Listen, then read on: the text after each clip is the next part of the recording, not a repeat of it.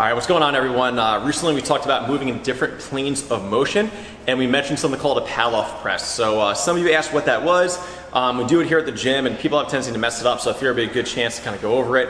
Some of the common mistakes, what we're looking to achieve by doing it. So our core is set up to kind of keep ourselves from having too much spinal movement as well as rotation, right? So a lot of times in CrossFit we get stuck just doing hip hinge and hip flexion, so opening and closing, but we also want to work on anti-rotation. So I like anti-rotation a little bit better because it keeps you safer and it also helps with rotational movement. So we see sometimes when people do a lot of rotational movement where they're focusing on moving, their lower back gets tweaked, we move kind of sloppy, and we're focused on moving really fast instead of fighting movement. And fighting movement through our spine will help keep you safe long term, and will also allow you to build up strength in squats, deadlifts, cleans, stuff like that, jerks, any type of movement like that. So I'm gonna have a band set up. It's not a super thick band, all right? It's just one of the red bands from Elite FTS. Stand up just a little bit below chest height.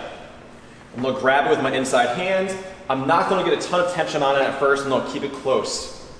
I'm gonna have bent knees, bent hips, like athletic stance. I'm gonna breathe in and brace, so I'm exaggerating bracing. Breathe in and brace. In and out nice and slow. Breathe in and brace. You can even hold out here for a little bit, come back in. But you need to be intentional about this, because if I don't focus on breathing and bracing, I start kind of doing one of these where my arm gets pulled to the side, and then I feel it mostly on my shoulder. So again, I want you to be able to put your hand on your stomach. We breathe in, your stomach should go out, right? You want to fill that cavity, brace on it, and then move, fighting that pulling action to the side. So a couple big mistakes we see is, number one, we see people not being intentional about their movement. So they kind of just go through it. Oh yeah, Dave wants us to do pal-off presses. Here I am, and you see my arms are moving instead of moving with intent. Brace, move nice and slow, fight that rotation.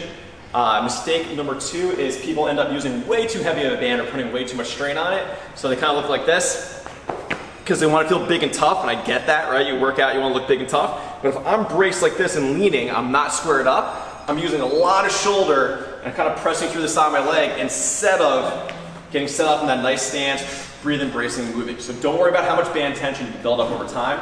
And number three, we see people kind of just stand straight up and down with this. So we see this one.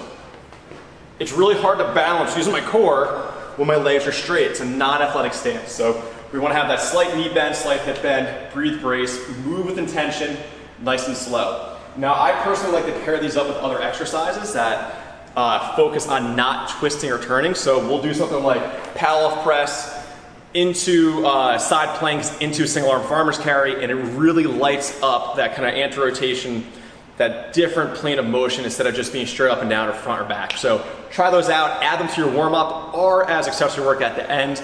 I really like my warm-ups before squatting heavy. If you have any questions, let me know. Hope you enjoy it.